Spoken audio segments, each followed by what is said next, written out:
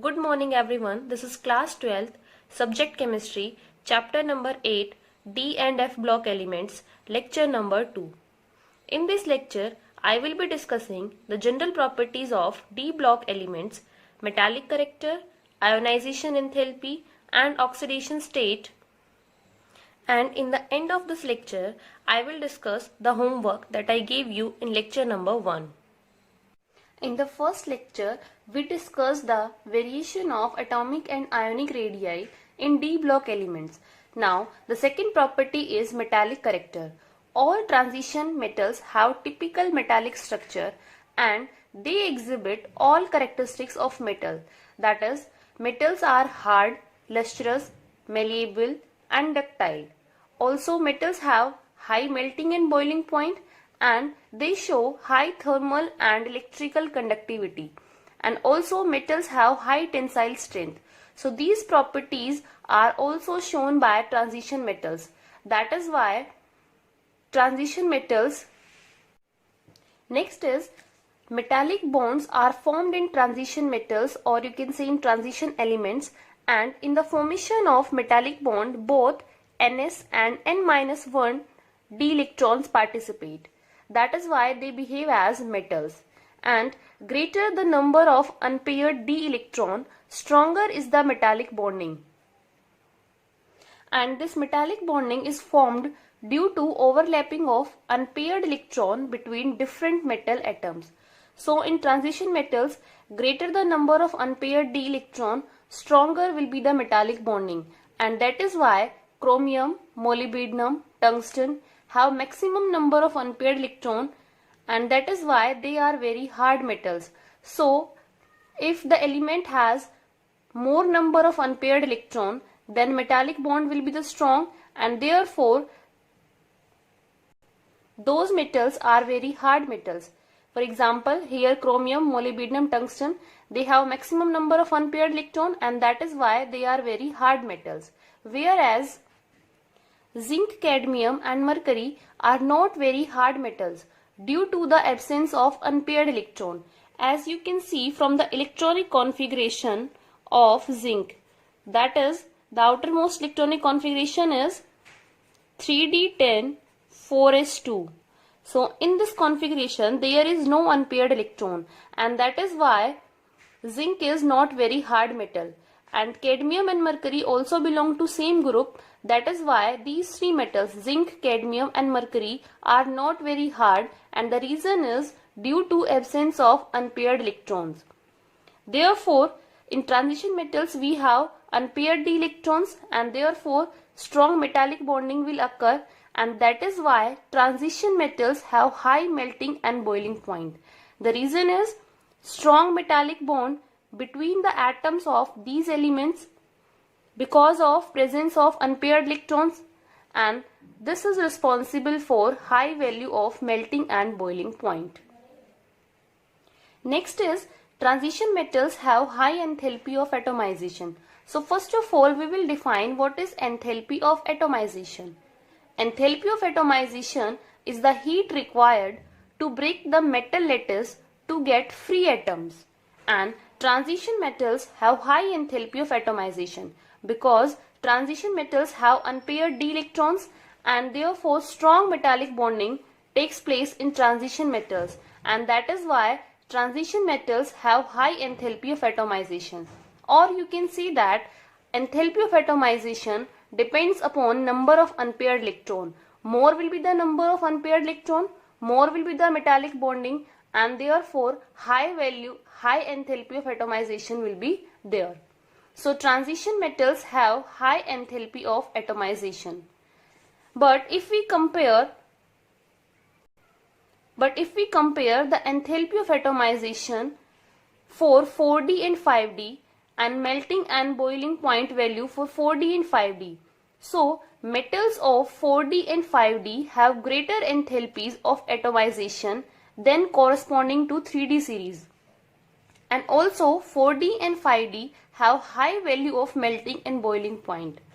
The reason behind this is explained on the basis of that in 4d and 5d series more frequent metal-metal bonding is present, and that is why the metals of 4D and 5D series have high enthalpy of atomization, and also they have high value of melting and boiling point as compared to 3D series.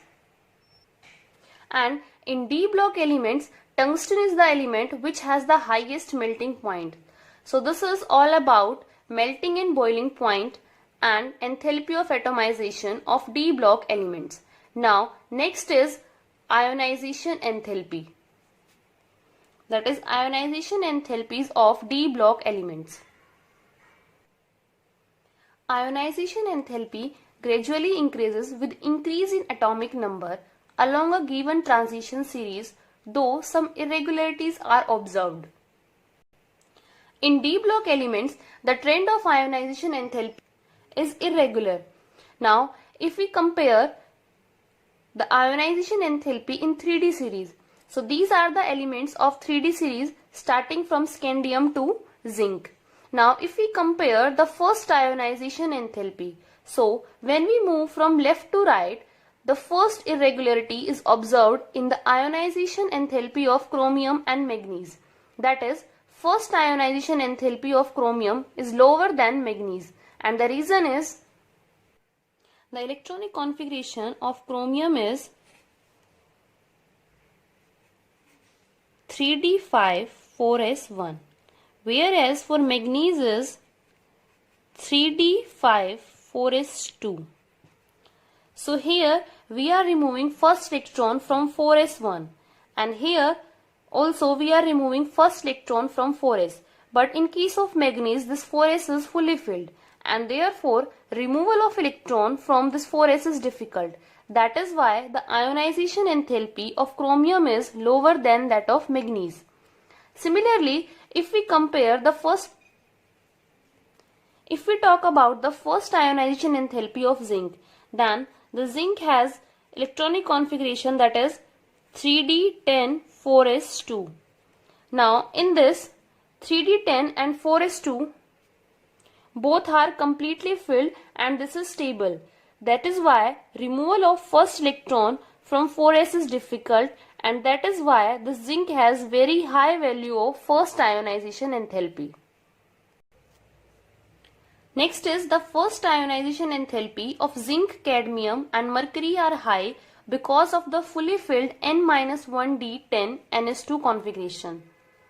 Next is, if we talk about the second ionization enthalpy in 3D series.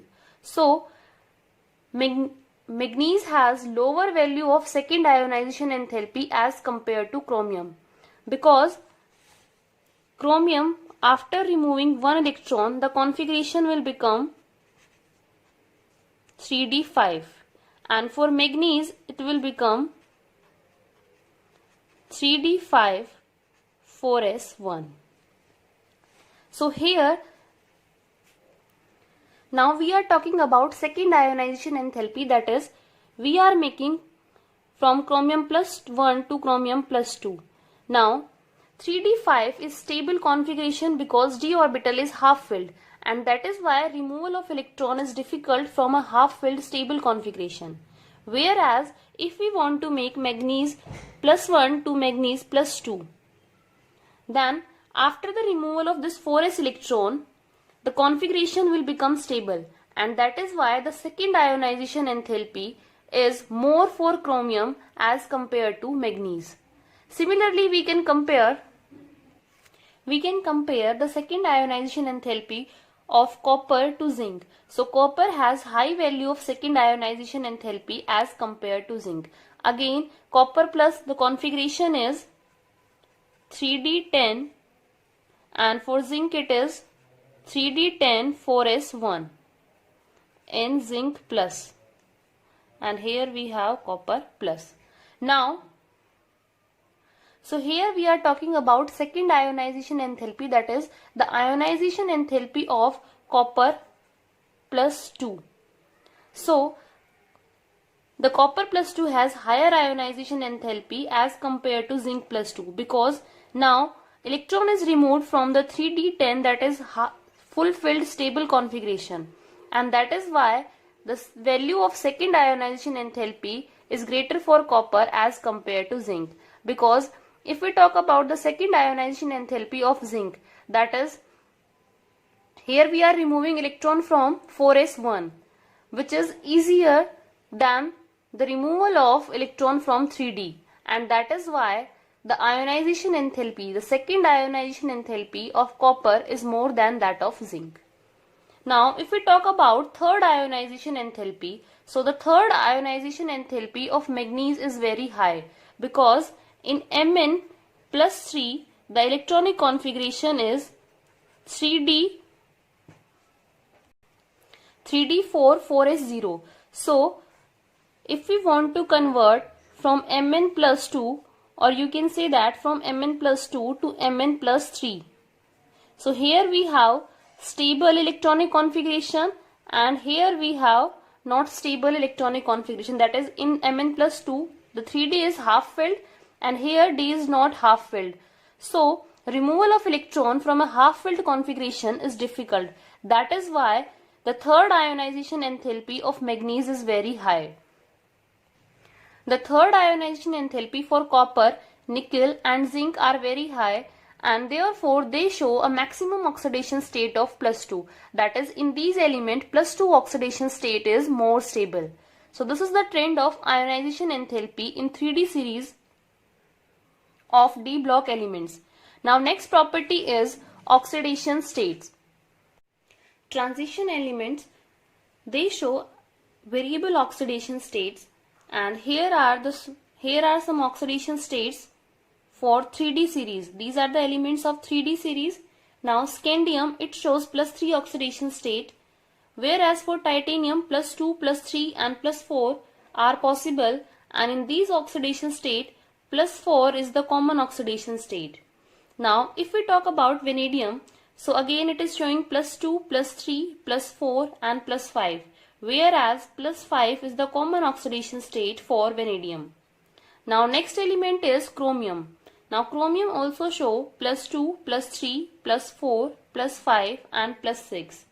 And for chromium, plus 3 and plus 6 are the common oxidation state. Now next element is manganese. For manganese, it shows oxidation state from plus 2 to plus 7, and the common oxidation state are plus 2 and plus 7. Now if we talk about iron, so in case of iron, plus 2 and plus 3 are the common oxidation state, and it can also show plus 4 and plus 6. Next element is cobalt.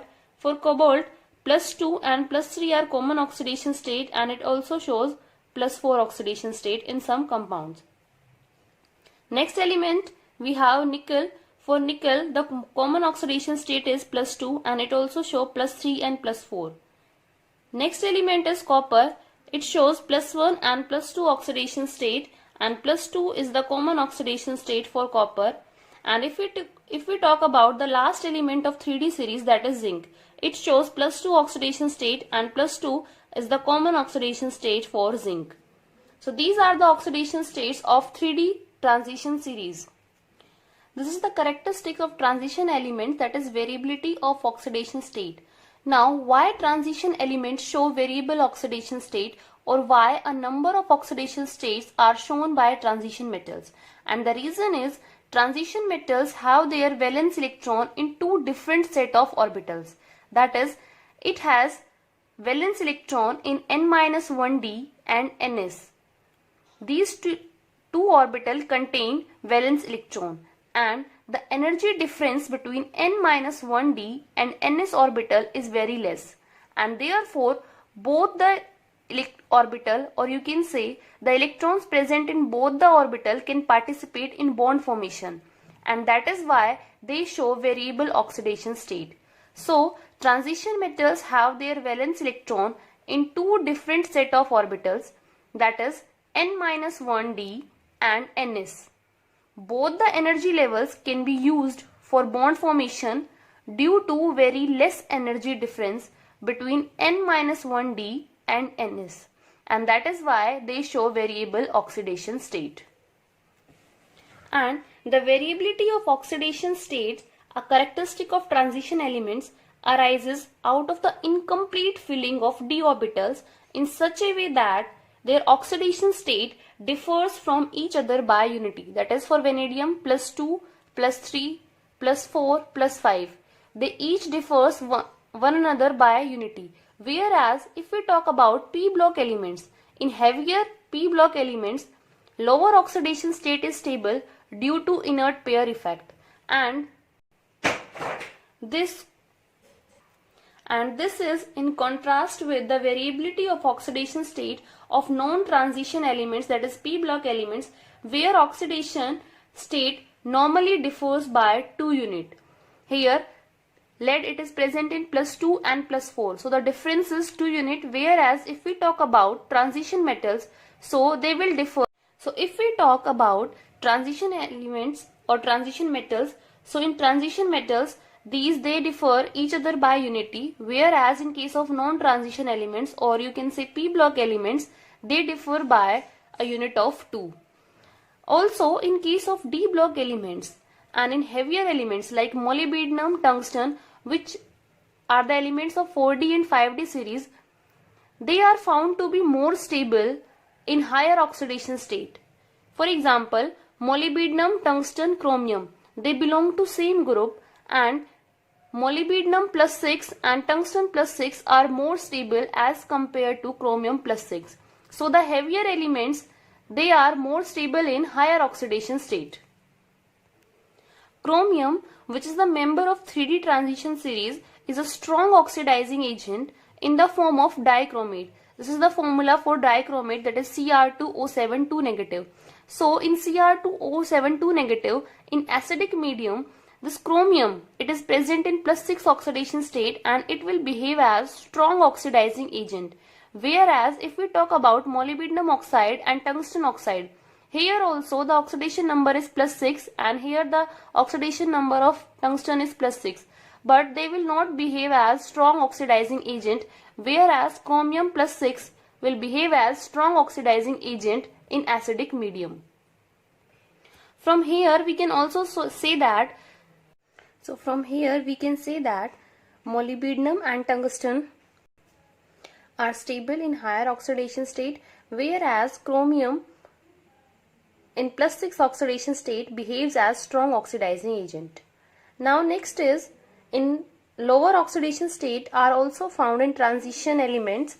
For example, in case of nickel tetracarbonyl, the oxidation number of nickel is 0, and here in the complex of iron, again the oxidation number of iron is 0. Now these type of complexes are formed when the ligands attached to these metals, or the species, that is the molecules or ion which are attached to these transition metals, are capable of pi acceptor character in addition to the sigma bonding.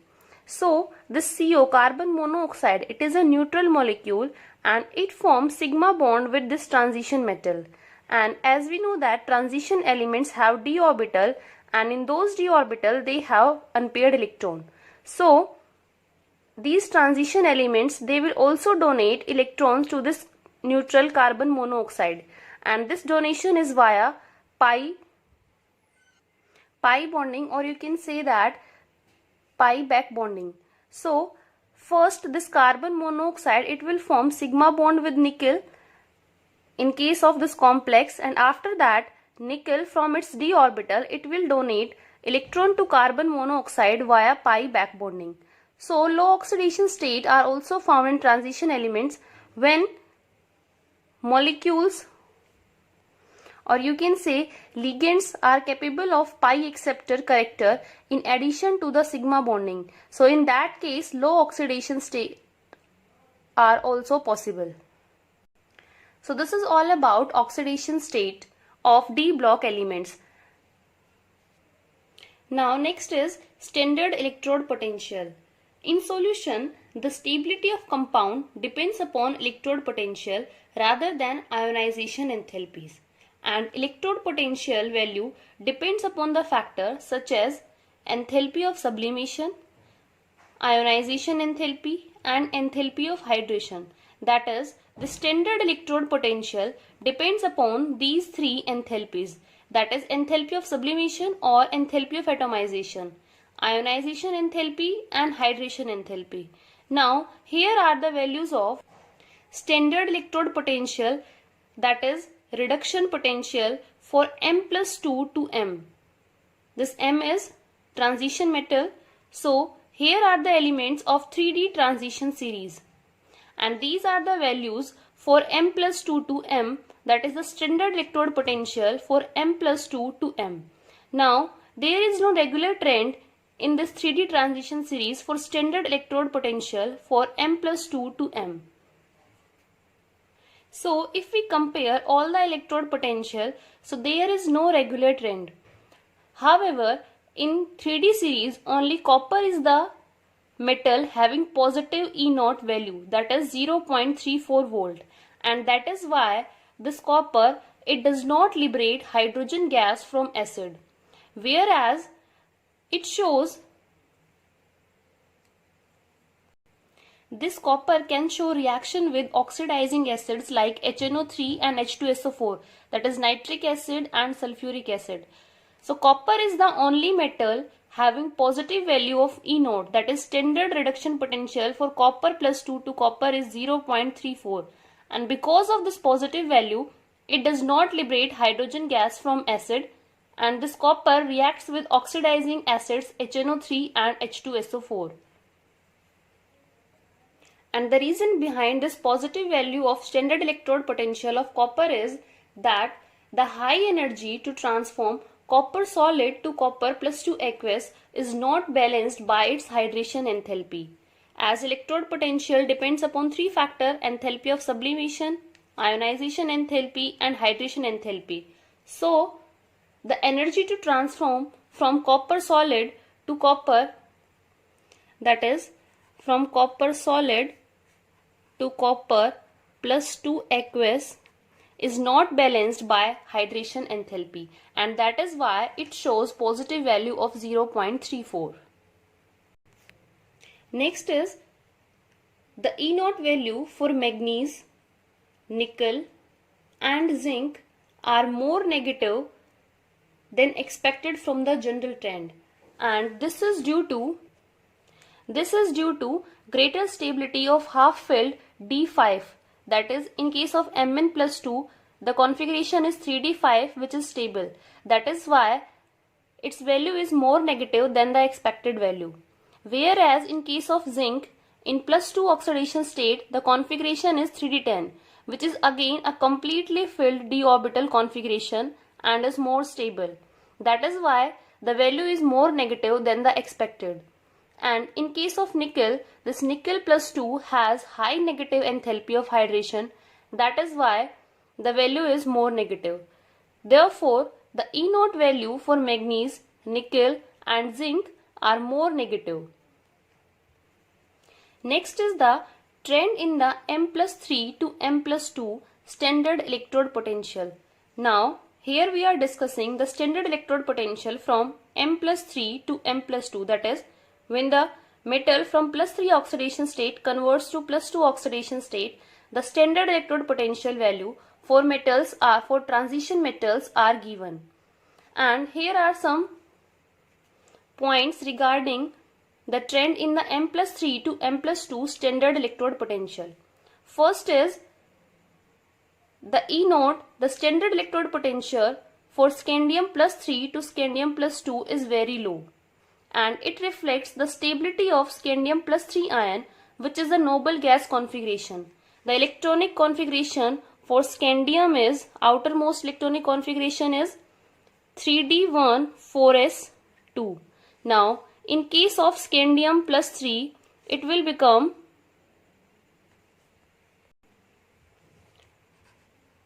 argon 3d0 4s0. So this is the configuration of noble gas, and that is why scandium plus 3 is stable, and therefore it has very low value of standard electrode potential. Now next is M plus 3 to M plus 2. If we compare the value for manganese, so high value of standard electrode potential for Mn plus 3 to Mn plus 2 shows that the Mn plus 2 is very stable, because the outermost electron electronic configuration for Mn plus 3 is d4 and for Mn plus 2 is d5, and d5 the d orbital is half filled, that is why Mn plus 2 is more stable in solution as compared to Mn plus 3. Or you can say in solution Mn plus 3 it will convert to Mn plus 2 and therefore it will behave as oxidizing agent. Next point is comparatively low value of E0 for Fe plus 3 to Fe is on the account of extra stability of Fe plus 3. As if we compare the electronic configuration of Fe plus 3 and Fe plus 2, so the electronic configuration, the outermost electronic configuration for Fe plus 3 is 3d5 and for Fe plus 2 the outermost electronic configuration is 3d6. That is why Fe plus 3 has d5, that is d orbital is half filled, that is why Fe plus 3 is extra stable as compared to Fe plus 2. So therefore it has comparatively low value of standard electrode potential. Next point is highest value for zinc is on the account of very high stability of zinc plus 2 ion with D10. Now if we compare or if we want to write down the E0 for Zn plus 3 to Zn plus 2. So it has highest value because for zinc plus 2 oxidation state is stable and it is very difficult to remove the third electron from zinc, and that is why it has highest value for zinc. And the reason is zinc in plus 2 oxidation state has 10d electron in its 3d orbital, and the configuration, or you can say that 3d10 is stable. That is why it is very difficult to remove an electron from it to change into plus 3 oxidation state. So you can see that zinc plus 2 oxidation state is most stable, and therefore removal of electron from zinc is very difficult. That is, removal of third electron from zinc is very difficult, and that is why it has very high value. So this is all about oxidation state and standard electrode potential. Now I will be discussing the homework that I gave you in lecture number 1. Question number 1 is NCERT in-text question. Silver atom has completely filled d orbital 4d10 in its ground state. How can you say that it is a transition element? So this is the outer electronic configuration for silver. Atomic number is 47. That is 4d10 5s1. This is the electronic configuration in ground state. Now silver, it can show plus 1 oxidation state and plus 2 oxidation state. So in plus 2 oxidation state, for example, in case of silver oxide, the oxidation number is plus 2, and here the oxidation number of silver is plus 2, and in plus 2 the electronic configuration will become 4d9 5s0. Now the d subshell is incompletely filled, and therefore it is a transition element. Again I am repeating, the electronic configuration of silver in ground state is 4d10 5s1. Now silver, it can show plus 1 and plus 2 oxidation state. In plus 2 oxidation state, the electronic configuration of silver is 4d9 5s0, and this 4d9 d subshell is incompletely filled, and that is why it is a transition element. Next question is, write down the electronic configuration of chromium plus 3 ion.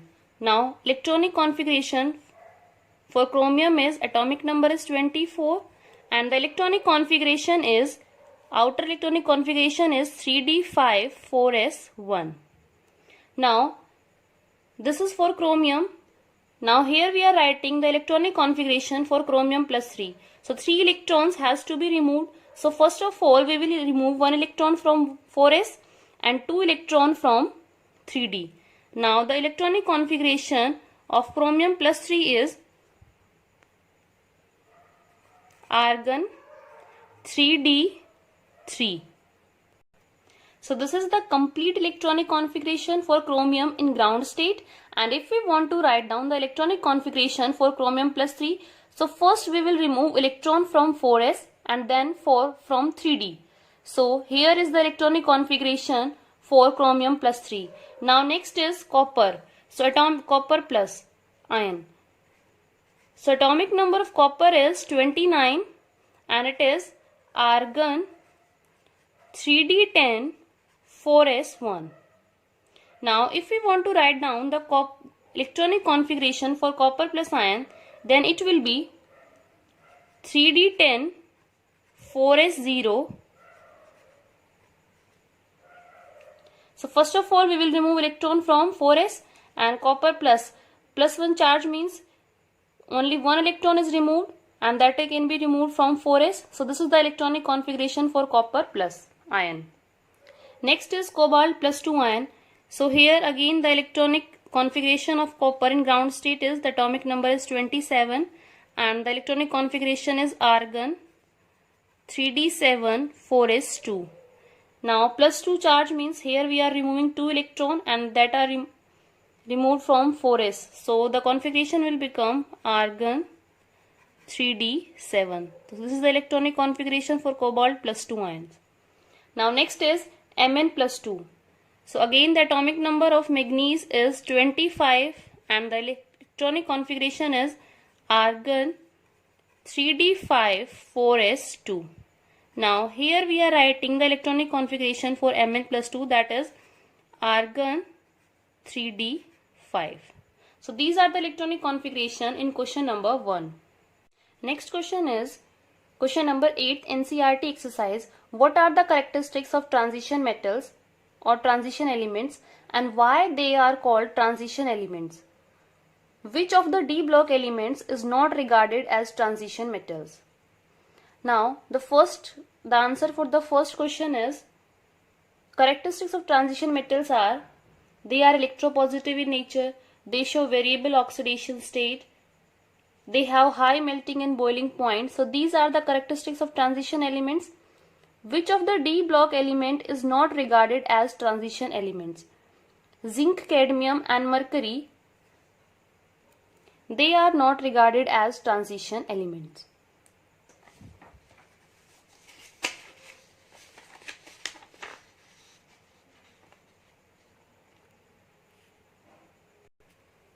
In what way is the electronic configuration of transition elements differ from that of non-transition elements?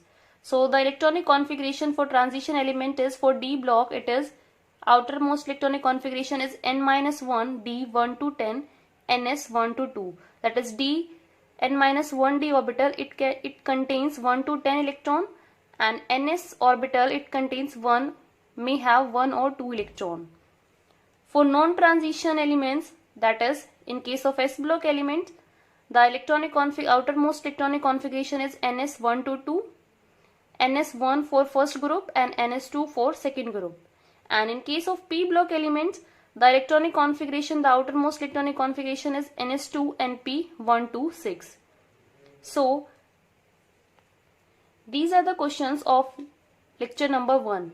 Now the homework for lecture number 2 is NCERT exercise question number 2nd, 3rd, 4th, 5th, 6th, 10th, 13th, 19th and 23. And NCERT in text question number 8.2 and 8.3. Thank you. Have a nice day.